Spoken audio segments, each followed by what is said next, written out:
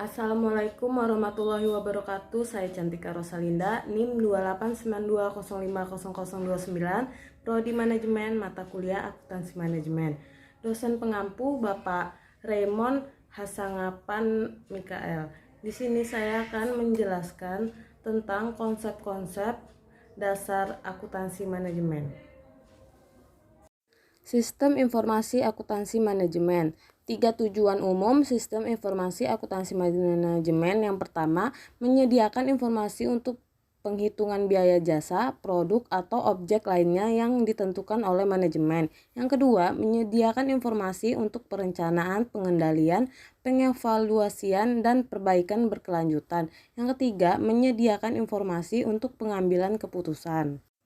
Selanjutnya, proses manajemen. Ada dua. Yang pertama, didefinisikan sebagai aktivitas-aktivitas perencanaan, pengendalian, dan pengambilan keputusan. Yang kedua, mendeskripsikan fungsi-fungsi yang dilaksanakan oleh para manajer dan pekerja yang diberdayakan. Perencanaan adalah formulasi terperinci dari kegiatan untuk mencapai suatu tujuan akhir tertentu. Nah, perencanaan memerlukan penetapan tujuan dan pengidentifikasian metode untuk mencapai tujuan tersebut. Pengendalian adalah aktivitas manajerial untuk memonitor implementasi rencana dan melakukan perbaikan sesuai kebutuhan. Nah, selanjutnya pengendalian biasanya dicapai dengan menggunakan umpan balik. Nah, umpan balik atau feedback, informasi yang dapat digunakan untuk mengevaluasi atau memperbaiki langkah-langkah yang dilakukan dalam mengimplementasikan suatu rencana. Nah, dapat berupa informasi keuangan maupun non-keuangan. Nah, pengambilan keputusan adalah proses pemilihan di antara berbagai alternatif berkaitan erat dengan perencanaan dan pengendalian. Nah, peran utama dari sistem informasi akuntansi manajemen adalah menyediakan informasi yang memudahkan proses pengambilan keputusan. Perbandingan akuntansi manajemen dengan akuntansi keuangan.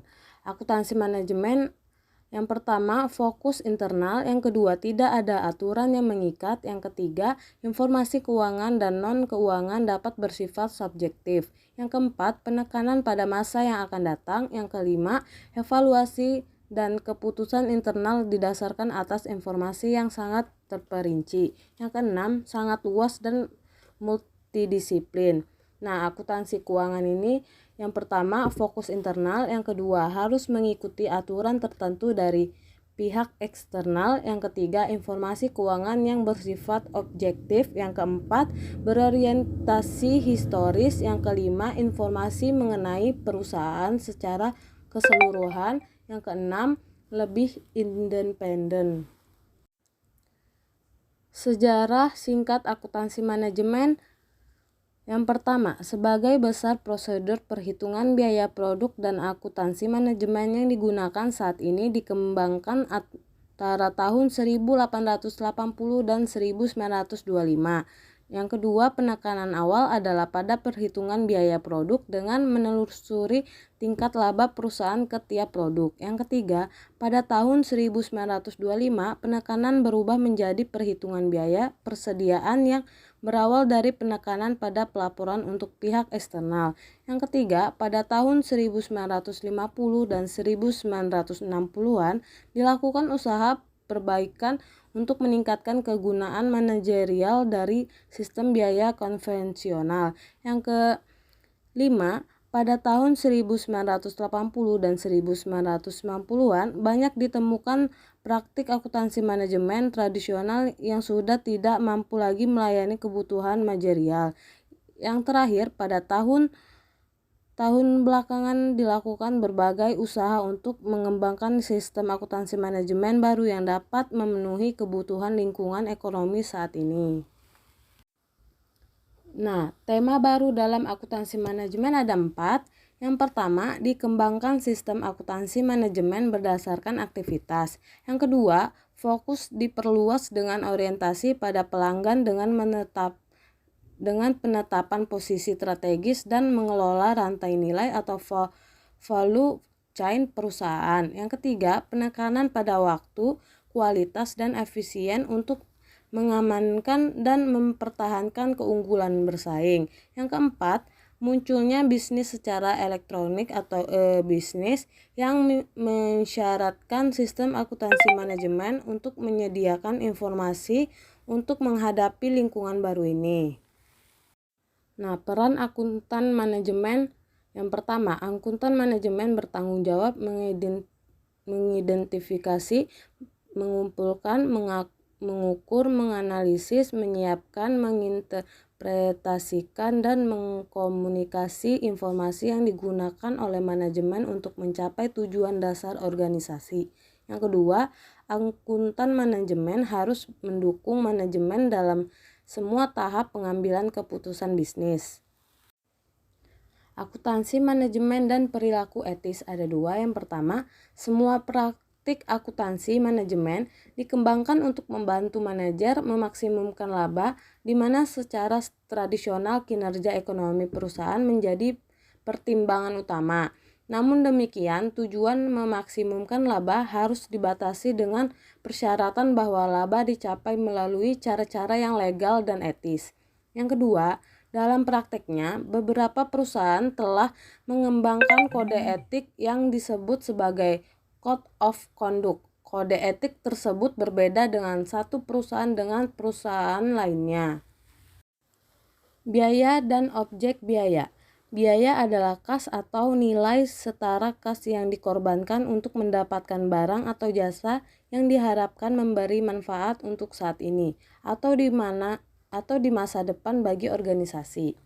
Nah, objek biaya dapat berupa apapun seperti produk, pelanggan, departemen, proyek, aktivitas, dan lain-lain yang digunakan untuk mengukur dan membebankan biaya. Nah, indirect cost atau biaya tidak langsung ini adalah biaya yang tidak dapat ditelusuri dengan mudah dan akurat sebagai objek biaya. Sedangkan direct cost atau biaya langsung adalah biaya yang dapat ditelusuri dengan mudah dan akurat sebagai objek biaya. Harga pokok produk dan jasa. Dua jenis output atau keluaran dari organisasi. Yang pertama, produk berwujud atau tangible product adalah barang yang dihasilkan dengan mengubah bahan baku melalui penggunaan tenaga kerja dan masukan atau input model seperti pabrik, lahan, dan mesin. Yang kedua, jasa atau service adalah tugas atau aktivitas yang dilakukan untuk pelanggan atau aktivitas yang dijalankan oleh pelanggan dengan menggunakan produk atau fasilitas organisasi. Jasa juga diproduksi dengan menggunakan bahan, tenaga kerja, dan masukan modal. Nah, harga pokok produk dan pelaporan keuangan eksternal. Biaya dapat dikelompokkan dalam dua kategori fungsional utama, yaitu yang pertama biaya produksi, yaitu biaya yang berkaitan dengan pembuatan barang dan penyediaan jasa. Yang kedua, biaya non-produksi. Dibagi dalam dua kategori umum, yaitu A. Biaya penjualan yang mencakup biaya pemasaran, distribusi, dan layanan pelanggan. Sedangkan yang B. Biaya administrasi yang mencakup biaya desain, pengembangan, dan administrasi umum. Selanjutnya, biaya produksi atau biaya manufaktur. Biaya produksi dapat diklasifikasikan sebagai A. Bahan baku langsung, B. Tenaga kerja langsung, C. Overhead pabrik. Nah, dalam pelaporan keuangan eksternal, hanya ketiga elemen biaya ini dapat dibebankan kepada produk. Prime cost dan conversion cost. Yang pertama, biaya utama prime cost, jumlah dari biaya bahan baku langsung dan biaya tenaga kerja langsung. Yang kedua, biaya konversi, jumlah dari biaya tenaga kerja langsung dan biaya overhead. Yang ketiga, untuk perusahaan manufaktur, biaya konversi diinterpretasikan sebagai biaya untuk mengubah bahan baku menjadi barang jadi. Laporan laba rugi perusahaan manufaktur. Yang pertama, dalam pendekatan perhitungan biaya absorpsi atau forecasting, beban dipisahkan menurut fungsi, kemudian dikurangi dari penjualan untuk menghasilkan laba sebelum pajak. Yang kedua, harga pokok produksi atau Cost of goods manufacture adalah total biaya barang yang diselesaikan selama periode berjalan. Yang ketiga, harga pokok penjualan atau cost of goods sold adalah biaya bahan baku langsung, tenaga kerja langsung, dan overhead yang melekat pada unit yang terjual.